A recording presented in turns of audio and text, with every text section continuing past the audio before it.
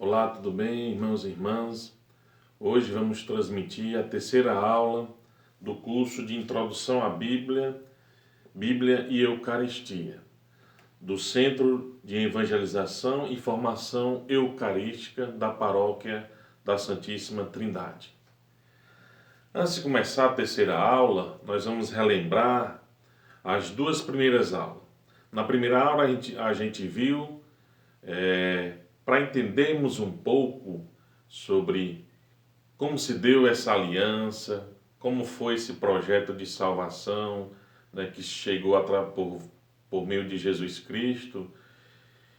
Para entendermos isso, precisamos entender desde a criação o que aconteceu, o que nós perdemos na criação, para que Deus quisesse precisar de nós e nos salvar. O que foi que nós perdemos na criação? Então a gente viu na primeira aula isso. Por exemplo, a gente viu que nós tivemos três consequências fundamentais, né, de perdas. Primeiro, a morte. Com a desobediência, né, Deus mandou que não se comesse da árvore, né, do fruto daquela árvore, do conhecimento do bem e do mal. E aí o ser humano vai e desobedece a Deus. Então ele é expulso do paraíso. Então, com isso ele esteve a partir daí suscetível à morte. Então, primeira consequência, a morte. Depois, pela desobediência, o pecado. Nós chamamos, né, pecado original, a mancha. E, por conta disso, perdemos a integridade. Mas com Jesus, né, falamos um pouco dessa história, dos principais acontecimentos, até Jesus Cristo. Com Jesus, nós resolvemos duas dessas questões. Primeiro, a morte. Jesus na cruz, como foi pregado, morto e ressuscitado, resolveu a questão da morte. Ele nos falou que um dia também ressuscitaremos. Jesus também, com o sacramento do batismo, nós, nesse sacramento, lavamos-nos, nos é lavado do pecado original. Então, o pecado original lava-nos desta mancha, né, da possibilidade, né, que a criança tem de pecar. Então, fica somente a questão da integridade. E a gente comentou, né, que Jesus vai mandar o Espírito Santo, né, o Paráclito. O que é o Paráclito? No Antigo Testamento era aquela pessoa que ficava ao lado do réu que estava sendo condenado, e essa pessoa tinha que dar a veracidade, dizer a verdade que aquele réu se fez ou não. Então, era aquele que estava do lado. Para nós hoje, nós entendemos que o Paráclito é esse, o Espírito Santo, que não está somente do nosso lado, mas está conosco, não é, nos defendendo, nosso advogado. Então Jesus manda o Espírito Santo e com isso, com os sacramentos, nós vamos poder, nesta caminhada, com a força desse Espírito, né, e aí tornarmos santos, poderemos, né, resolver essa terceira consequência, né, voltar a ter a integridade. Por isso que Paulo vai nos mostrar: sede santo como o Pai do céu é santo. Então, um dia, né, dependendo de nós, né, nós resolveremos essa terceira consequência. Na segunda aula, nós passamos uma percorrida da linha do tempo bíblico, mostrando desde a criação de Adão e Eva, não é? Os patriarcas, Abraão, Isaac e Jacó, Moisés, os juízes, a época das tribos.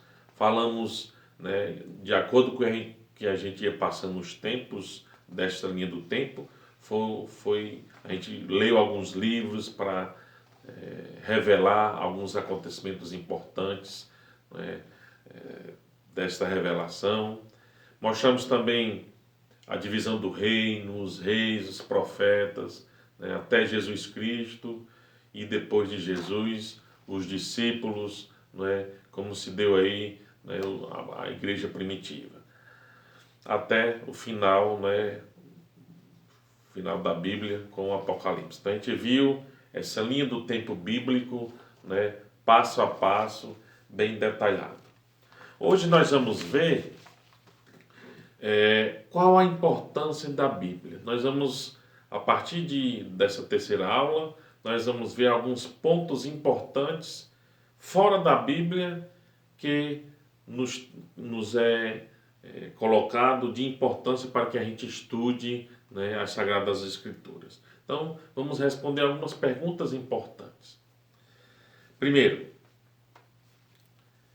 qual a importância da Bíblia? É uma pergunta muito importante. O que é que tem nas Sagradas Escrituras que é tão importante? Ora, é o livro mais vendido de toda a humanidade. Já foi traduzido para mais de 1.700 línguas. Com esse livro, nós vamos aprender que não é só um livro, é um conjunto de livros. O nome Bíblia quer dizer biblos, do grego, né, quer dizer livros, sua tradução, livros, conjunto de livros. Não é uma biblioteca, porque na biblioteca você pode tirar, pode colocar. Na Bíblia não, nada se tira, nada se coloca. Então, é a formação dos 73 livros. Esses livros, né, o seu conjunto, nós chamamos de Bíblia. Qual é a importância? É um livro da aliança. E quem está no centro dessa aliança é o próprio Jesus. Jesus é o centro da aliança dessa Bíblia.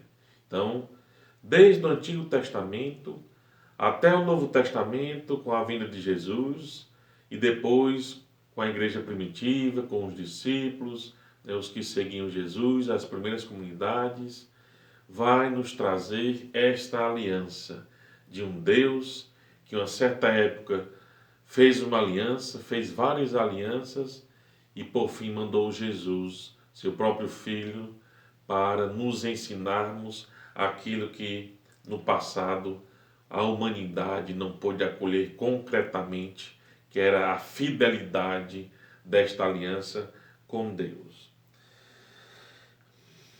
Como surgiu a Bíblia?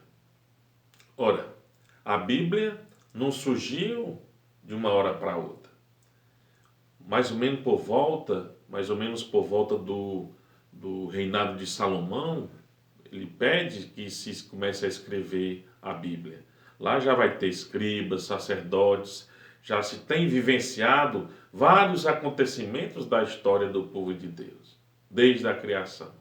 Então, vai se começar a escrever a Bíblia nesse período. Então, ela surge dessa necessidade de como contar essa história, né, de aliança, de salvação, de libertação. O povo já tinha sido liberto, então foi o momento de começar a compilar essa história de aliança com esse povo judeu, chamado no Antigo Testamento de povo hebreu.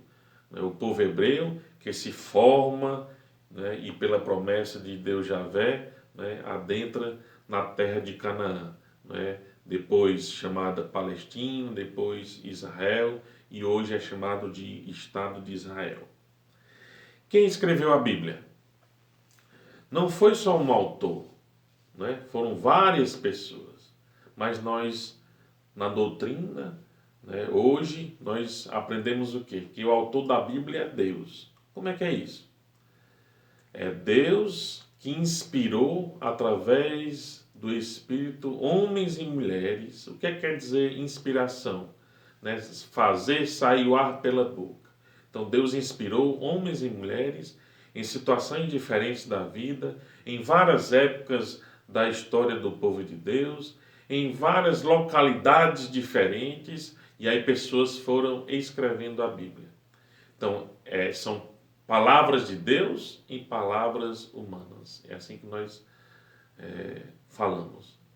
A Bíblia, o autor da Bíblia é o próprio Deus, mas ele inspirou. Por isso que a Bíblia, né, vai conter a realidade do povo, a cultura do seu povo, né, o que é que o povo estava vivenciando naquela determinada época da história. Então ele vai contar a realidade do seu entendimento de vida e mostrar qual a mensagem, qual a ação de Deus durante essa caminhada desse povo. Então ele vai relatando, vai contando como vai se dando essa manifestação de Deus, os acontecimentos do dia a dia, né, desse povo. Então não foi só foram vários, homens e mulheres, né, em vários locais, em locais diversos, né, que foram escrita a Bíblia. A Bíblia foi, primeiro, falada, vivenciada, né, tradição oral.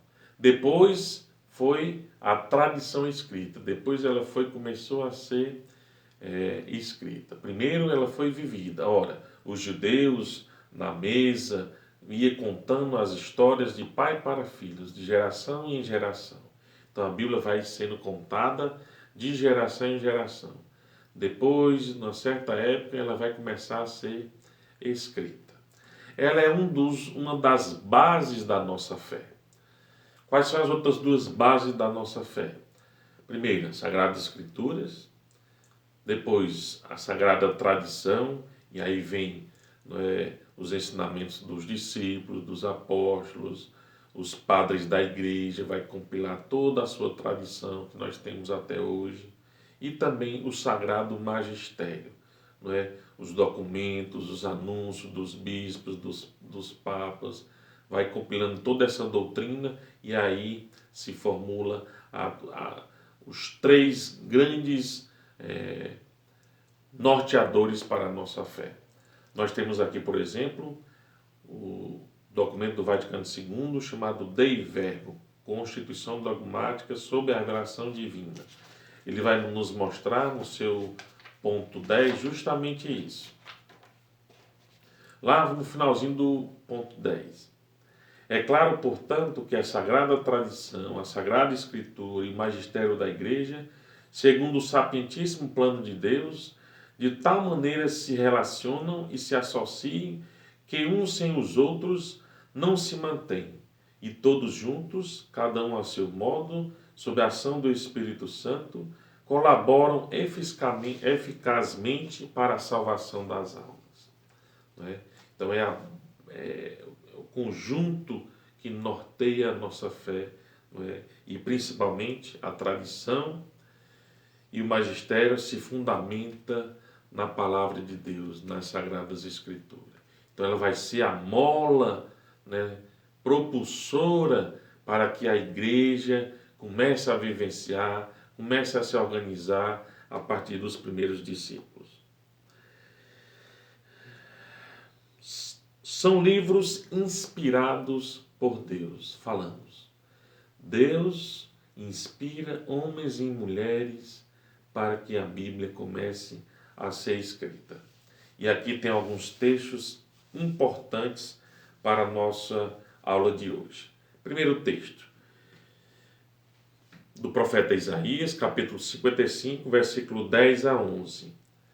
Tal como a chuva cai do céu e para lá não volta sem ter regado a terra, sem ter fecundado e germinado das plantas, assim acontece com a palavra que sai da minha boca.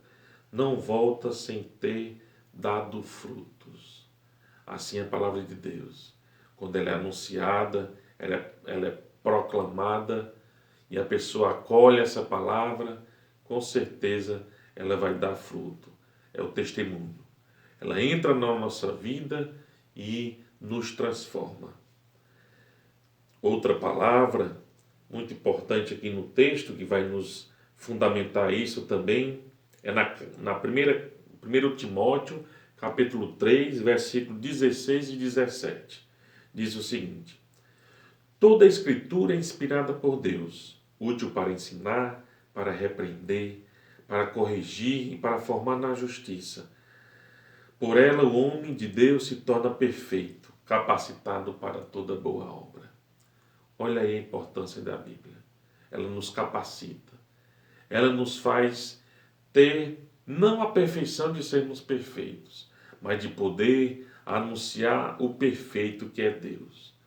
De poder anunciar a mensagem salvadora de Jesus. É essa que é a perfeição. Então, nos capacita para evangelizar. Nos capacita para repreender na fé. Então, assim como Jesus, por exemplo, nas tentações, também buscou na Sagrada Escritura a resposta, não é, para as tentações do demônio.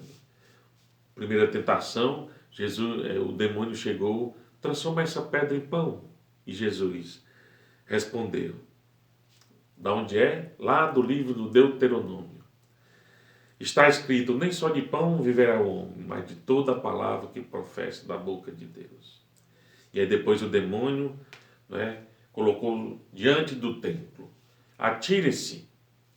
E aí, como está escrito, vejamos, até o demônio sabe das Escrituras. Está escrito, os anjos não vão deixar tu cair, né, vão segurar pelas mãos e pelos pés e não te machucarás. Jesus disse, mais uma vez está escrito, não tentarás o Senhor teu Deus. E por fim, o demônio leva lá para o alto da montanha e mostra os reinos.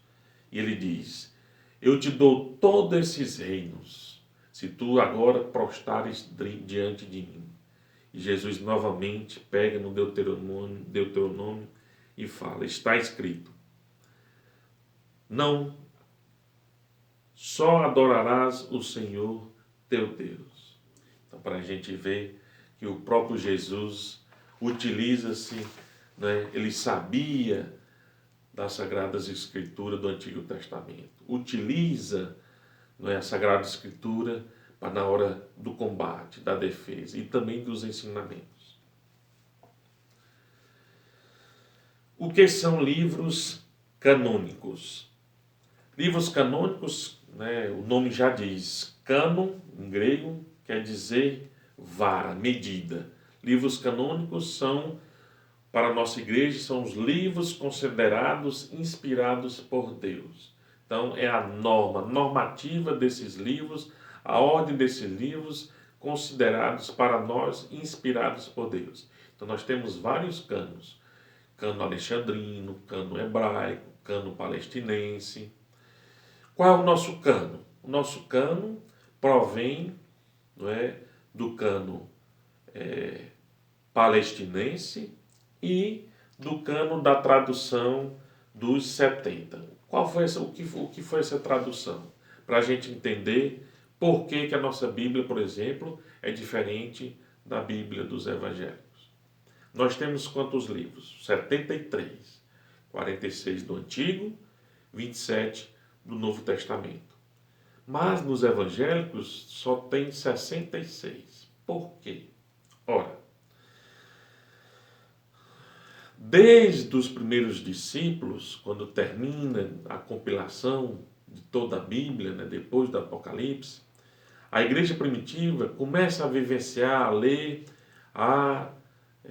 nas sinagogas, nas casas, né, principalmente nas casas, não é, vivenciar a leitura da Bíblia. Os concílios com os padres, com os bispos, vão formulando, vão organizando esses livros. Não é? É tanto que foi passado, né, por vários concílios, concílios de Hipona, concílio de Constantinopla, concílio de Éfeso, concílio finaliza essa compilação, esses são os livros, no Concílio de Trento, né, 1546 mais ou menos, 1545.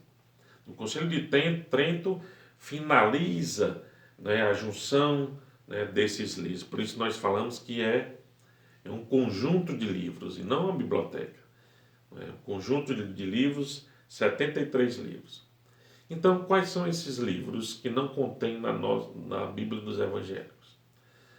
Tobias, Baruque, Judite, Eclesiástico, Sabedoria, Macabeus 1 e 2. Alguns trechos de Esther e alguns trechos de Daniel. Esses livros não foram aceitos pelos judeus quando foi compilar o seu cânon. Então, por volta de 300 anos antes de Jesus, quem dominava lá era o Império Grego. Então, Alexandre, o Grande, tinha uma biblioteca. Ele queria ter todos os livros do mundo. Então, ele queria uma cópia, né, traduzida da Bíblia do Antigo Testamento. Foi o que ele fez. Conta a lenda que mandou trazer 70 rabinos judeus para traduzir a Bíblia hebraica para o grego. Então, os livros deuterocanônicos, esses 7 livros, também entraram nessa tradução. Então, ele mandou 70 rabinos judeus que traduzissem em 70 dias. Por isso que o nome da tradução ficou conhecida como Septuaginta, a tradução dos 70. Dos 70? O que é que ocorre? 100 anos depois, mais ou menos, da morte de Jesus, os judeus quiseram compilar, formular o seu cânon hebraico. E aí eles tiveram alguns critérios. Primeiro, todo livro teria que ser escrito em hebraico. Segundo, todo livro do seu cânon teria que ter sido escrito dentro do território da Palestina. E outro, que os escritos, todos os seus livros desse cânon, teriam que ter consonância com o Pentateuco. Não poderia ter dissonância, alguma coisa divergente com os ensinamentos do Pentateuco. E aí, quando eles compilaram esses livros, né, juntaram o seu cânon, eles deixaram de fora esses 7 livros que nós temos no nosso Antigo Testamento. E o que foi que aconteceu? Por volta de 1517, Martinho Lutero, quando foi formular ele e os reformadores foram escolher a sua Bíblia, já tinha o Novo Testamento, é comum para todos, né? Evangélicos e católicos, por exemplo, todos foram escritos em gregos. Então, todo o Novo Testamento é aceito. Quando eles foram compilar o seu cânon, eles não escolheram o cânon da Septuaginta, né? Escolheram o do cânon da hebraica, que continha 7 livros a menos. Então vejamos aí a diferença, né, dessas Bíblias. Nós temos também um texto importantíssimo de Hebreus, capítulo 4, versículo 12. Porque a palavra de Deus é viva e eficaz, mais penetrante do que uma espada de 2 gumes, capaz de dividir a alma e o corpo. Olhe como é eficaz essa palavra. A palavra de Deus é tão penetrante, né? Quer dizer, ela penetra em nós, ela nos transforma. Nós temos também na carta de 2 Pedro, capítulo 3, versículo 16. Aqui Paulo e Pedro conversavam, eles, né, foi da mesma época. Aí Pedro falou assim, quando foi falar para outras comunidades, nos escritos de Paulo há algumas passagens difíceis de entender. Ora, o próprio Pedro tinha dificuldade de ter um pouco desse conhecimento, não é, que Paulo recebeu com grandeza, não é, essa teologia de Jesus. É tanto que na reunião do primeiro concílio, mais ou menos no ano 49, estavam ele, Pedro, Paulo, Tiago Maior, os discípulos reunidos, e aí foram decidir como é que ia ser, não é, mais ou menos as primeiras estruturas e caminhada da igreja primitiva. E Paulo levanta a bandeira de dizer: a salvação estará nos garantida se nós seguirmos e pôr em prática os ensinamentos de Jesus. Não a circuncisão, não as práticas religiosas do Deuteronômio, lavar 7 vezes as mãos, não isso. Mas sim, crer em Jesus, colocar em prática seus ensinamentos. É isso que nos vai trazer a salvação. E aí, não é, a partir desses ensinamentos, Paulo vai formular toda uma teologia a partir dos ensinamentos de Jesus. Nós temos também, por exemplo, no Evangelho de João, capítulo 14, versículo 26. Ele vai dizer: mas o Paráclito, o Espírito Santo, que o Pai enviará em meu nome, ensinar-vos-á todas as coisas e vos recordará tudo que vos tenho dito. Ora, Jesus já revela aqui que ele vai mandar o Espírito Santo. E é com esse Espírito Santo que nos vai deu aos discípulos, né, principalmente a Paulo, esse discernimento de acolher a mensagem de Jesus e levar aos pagãos. Hoje, acolhemos a mensagem de Jesus através desse mesmo Espírito para evangelização. No mesmo livro do Evangelho de João, capítulo 21, versículo 25. Jesus fez ainda muitas outras coisas. Se fossem escritas uma por uma, o mundo inteiro não poderia conter os livros que se deveriam escrever. Olha aí, quanto ainda se teria para escrever das ações, dos feitos, né, da mensagem, da fala de Jesus, mas que não está no Novo Testamento, nos Evangelhos. Por isso nós respondemos agora quais são os livros apócrifos. Se nós temos livros canônicos, é porque esses livros foram considerados inspirados por Deus. Se nós temos esses livros, é porque nós temos outros livros que não foram considerados inspirados por Deus.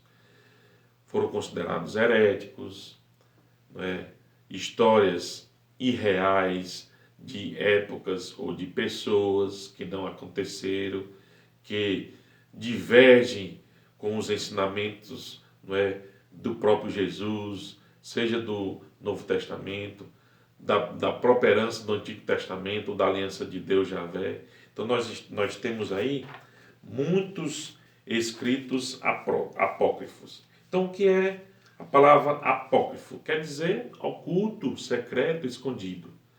Apócrifo quer dizer isso. Então, são os livros que não foram considerados e inspirados por Deus. Nós temos apócrifos judaicos, quer dizer, antes de Jesus. Nós temos terceiro Esdras, 3 e 4 Macabeus, livro dos Jubileus, livro de Adão e Eva, carta a Aristeia, martírio de Isaías, livro de Enoque, testamento dos 12 patriarcas, oráculos sibilinos, Salmos de Salomão, 4 Esdras, Assunção de Moisés, livros de Baruque, testamento de Jó, testamento de Abraão, Apocalipse de Abraão, Apocalipse de Moisés, por exemplo, alguns. Apócrifos cristãos, da época de Jesus, e depois da sua morte. Temos outros evangelhos, Os considerados inspirados foi só os 4, mas temos outros evangelhos, outras cartas. Evangelho de Tiago, Evangelho de Tomé, Evangelho árabe da infância de Jesus, História de José, Evangelho de Pedro, de Nicodemos, de Bartolomeu, Livro de João Evangelista, Assunção da Virgem, Atos de Paulo, Atos de Tecla, de Pedro, de André, de Tomé, de Filipe, Carta de Abigar aos Laodicenses, aos Apóstolos, Apocalipse de Pedro, de Paulo, de Tomé, e a Ascensão de Isaías. Então, são mais de 60 livros apócrifos que, por alguma natureza divergente da doutrina dos primeiros cristãos, dos ensinamentos de Jesus, é que eles não foram considerados inspirados por Deus. Então, esses são os livros apócrifos. Se são livros apócrifos, para os evangélicos, por exemplo, os 7 livros que não contêm né, na Bíblia dele, também para eles são considerados apócrifos. Para nós não. Nossa Bíblia, todos os livros, né, servem para a nossa fé. Quando a Bíblia foi escrita? A Bíblia começou a ser escrita por uma necessidade de se contar a história do povo de Deus. Então ela foi escrita mais ou menos no reinado de Salomão. No reinado de Salomão é que se começa, ele já tinha escribas, sacerdotes, já tinham o culto, né, a Deus Javé. Então se começou a escrever a Bíblia e contar a sua história, né, desde da criação, né, até a época que estava se vivendo a história. Então ele começou a ser escrita, né, por volta do ano 1030, mais ou menos, né? Isso do Antigo Testamento, até a época de Jesus. Então foi quase 1000 anos aí de escrita do Antigo Testamento. No Novo Testamento foi muito mais curto, de Jesus até mais ou menos 115, por exemplo, do livro do Apocalipse, né, escrito por São João. Então nós temos aí 1100, quase 1200 anos de escrito, né, da Bíblia. Onde a Bíblia foi escrita? A Bíblia foi escrita em vários locais, né? Na Palestina, na época Canaã, por exemplo, na época da entrada do povo, que se foi formar as tribos. Nós temos também, depois dessa época, na Palestina e depois, né, em Israel, que ele passou por né, os nomes da terra. Hoje é chamado, né, Estado de Israel. Então, teve escritos no período, no território da Palestina, no Egito, por exemplo, no exílio da Babilônia, teve alguns escritos. Paulo também escreveu na Ásia Menor, né, até chegar à Itália e Roma. Então, todo esse território aí, né, os livros foram escritos. Em quais línguas foram escritas a Bíblia? A Bíblia foi escrita quase na sua totalidade do Antigo Testamento em hebraico. Tem alguns trechos, alguns livros escritos em grego e alguns livros escritos em gregos e alguns trechos escritos em aramaico. E o Novo Testamento todo escrito em grego. Então o hebraico era a língua, foi a primeira língua a ser escrita a Bíblia, o hebraico. Tinha 22 consoantes. Então a gente escreve da esquerda para a direita, o hebraico não, escreve ao contrário. O aramaico é um dialeto da língua hebraica. O aramaico não é uma língua parecida com o hebraico. Então também tem alguns trechos escritos em aramaico.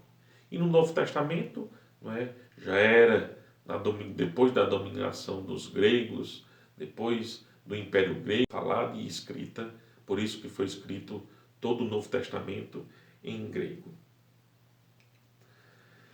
Então, a gente mostrou alguns pontos importantes, não é, fora da Bíblia, não é? Alguns pontos que nos vai trazer, né, esse entendimento extra-bíblico. Então a gente percebeu quão grande é importante, né, nós estudarmos as Sagradas Escrituras. Tem um trechozinho aqui que eu quero ler para vocês, que vai nos mostrar Jesus mostrando a importância também. No Evangelho de Lucas, capítulo 11, versículo 27 a 28. Uma mulher levantou a voz no meio do povo e disse: Bem-aventurado o ventre que te trouxe e os seus que te amamentaram. Ela dizendo para Jesus. Aí Jesus olhou para ela e replicou: Antes, bem-aventurado aqueles que ouvem a palavra de Deus e põem em prática. Meus irmãos, nós ouvimos isso de Jesus e nos toca. Bem-aventurados são aqueles que ouvem a palavra de Deus e põem em prática. Estamos no período da Quaresma. A campanha vai nos mostrar e nos falar. Viu, ouviu, teve compaixão e cuidou dele. Sentiu compaixão e cuidou dele. Essa é a mensagem de Jesus. O que é que ela nos vai trazer, essa mensagem? É acolher essa mensagem salvífica de Deus, que no meio da caminhada desse povo, meio de derrotas, de vitórias, de acontecimentos familiares, em toda a história do povo de Deus, nos seus atos altos e baixos, Deus se manifestou. Fez com que nós nos reconciliarmos e com o envio do seu Filho nos deu a salvação. Com Jesus nós recebemos a salvação. É dom gratuito de Deus. Jesus morreu na cruz para nos salvar. Mas lá na cruz, pensou-se pelos judeus da época, que ainda na cruz estavam condenando Jesus, pensou-se que era a derrota, que acabaria ali. Mas não. A partir dali, nos deu a salvação, a ressurreição. Então Jesus mostra hoje que a palavra de Deus é aquela que é posta em prática. Pratiquemos essa palavra. A palavra de Deus, ela tem que entrar no nosso coração. Então nós temos que acolhê-la, lê-la, praticá-la. Como é que eu leio a palavra de Deus? Você pode ter várias formas. Lê a partir dos evangelhos, lê do jeito que está, pode ser mais difícil, livro por livro. Pegue uma linha do tempo bíblico, pegue outros livros que falam de um roteiro mais claro. Faça a leitura orante. Nas missas diárias, nós temos a leitura da palavra de Deus. Então, nós temos várias formas de podermos acolher essa palavra. Então, nós acolhemos essa palavra, acolhemos no nosso coração e temos que pôr em prática. É o nosso testemunho. Evangelizar. É nesse itinerário, nessa nossa caminhada, que nós vamos fazer com que nós não percamos essa salvação trazida por Jesus. Então, onde é que vai ter, Emerson, todo esse conteúdo que foi dado das 2 aulas, o conteúdo de hoje? Está aqui, na cartilha da editora Eimar. Abrindo a palavra, sentando-se à mesa. Bíblia Eucaristia 1, da coleção Ictus, série Teologia Eucarística Pastoral, Padre Francisco Júnior de Oliveira Marques. Então aí, lá na Paróquia Santíssima Trindade, você pode estar adquirindo essa cartilha que, resumidamente, vai estar contando tudo isso e muito mais do que eu falei aqui, e do que a gente vai falar na próxima aula. Na próxima aula, vamos ver como se deu essa formação, os livros, o que é que conta os principais livros, e vamos ter outros assuntos importantes. Agradeço aí esse tempo e aí deixo uma tarefinha para vocês. Nas nossas Bíblias, sempre no começo, vai ter algo de introdução, talvez tenha, vai depender da sua tradução, da sua edição, vai contar um pouco de história de cada livro, em alguns vai fazer uma breve introdução. Então veja qual é a Bíblia que você tem, seja pastoral, seja Ave Maria, seja Tebe, seja a Bíblia do Peregrino, seja a Bíblia que você tiver, alguma Bíblia católica, Então veja a introdução, o que é que tem de informação para engrandecer os meus ensinamentos sobre a palavra de Deus. Então agradeço a oportunidade e vamos nos ver na próxima aula.